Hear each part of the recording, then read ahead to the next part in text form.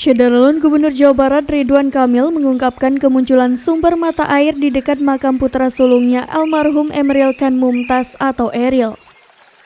Lewat akun Instagramnya @ridwankamil, sosok orang nomor 1 di Jawa Barat itu membagikan kabar bahagia tentang kemunculan mata air di dekat makam Eril melalui video singkat yang diunggahnya di Instagram pada Rabu 7 Januari 2023.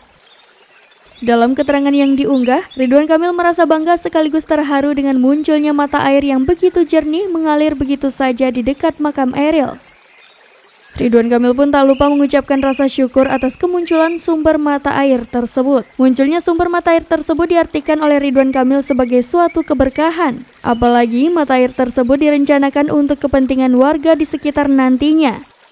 Ridwan Kamil menyatakan bahwa munculnya sumber mata air ini sebagai buah cerita-cerita baik dari almarhum Eril semasa hidupnya. Kemunculan sumber mata air tersebut rencananya akan dialirkan untuk sumber irigasi warga dan dijadikan sebagai air minum.